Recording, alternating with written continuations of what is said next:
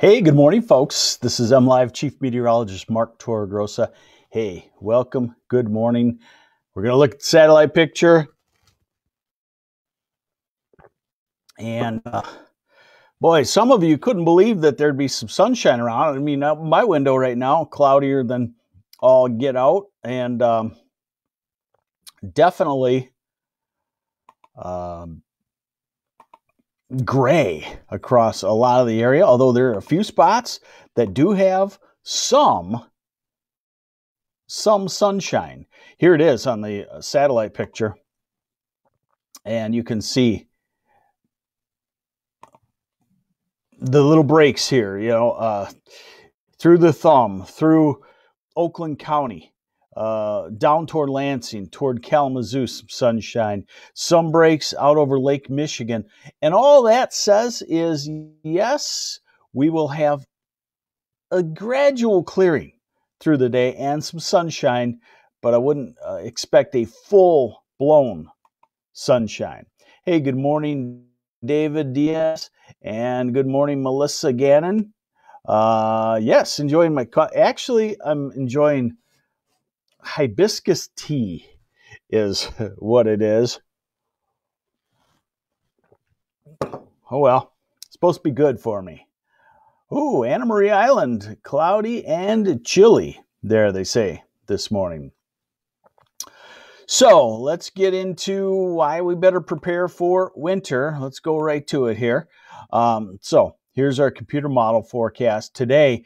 If you like 40s, it's a great looking day on the way. Oh, wow, the meter reader. Oh, Miss Dig is outside for some reason. So here we go into Thursday, tomorrow, southwesterly winds. And then we go into Friday. This is the cold front coming through the area, and it will set off rain and snow showers. Now, this kind of configuration, I could see what I would call a convective burst of precipitation. And if it's snow, it's almost like a spring or summertime, I don't want to say thunderstorm, but a burst of rain. You get an hour or two, big flakes of snow, and it can pile up kind of quickly, although it's transient, only lasts an hour or two. And temperatures will still be quite mild on Friday, so accumulations will be tough. But again, it's a volatile situation because we're coming off of such warmth and going to cold. Liga Hudak. What happened to La Nina and our colder, wetter winter? I'm feeling sad because it's not cold and snowy anymore. Okay, La Nina is still going. Right now, it is not fitting the pattern. In the last, 3 weeks, it's not fitting the pattern of what's typical of a La Nina. But remember, La Nina, also, the wintertime effects are usually back half weighted. Usually, now or late January, or more likely February, March, and April is when typically all the effects that we see around the country kick in. So this is Saturday morning. We'll be into the colder air. We'll be into snow showers, but there's a lot of residual warmth, so we could still have a rain shower or two. And then we're into Sunday, and we're into kind of a combo of lake effect or cold enough for lake effect with a weak little system coming through. Again, none of this is real put together, but we haven't had much snow, so we'll feel like it. And there's Tuesday. There's another little weak system coming through. So I would say in the next 10 days, we could have say 1 to 3 inch snows. Yeah, and that people add that up and say 3 plus 3 plus 3. That means 9 inches of snow. No, not necessarily. I would say most places will end up with 3 to 6 inches over the next 10 days. And this is 10 days out. So again, you don't see any rip-roaring storm system, but we do have quite a bit of wintry weather.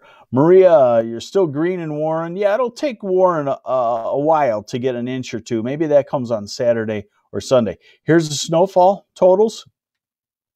And remember, I talked about that convective burst of snow possible Friday morning. And there it is. So you see 2 to 4 inches. There's probably some melting there. That's why I'm saying this is a 1 to 3 inch burst of snow.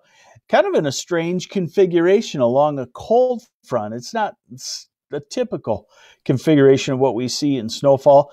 And then we go all the way out to 10 days out. Let's say that's January 22nd.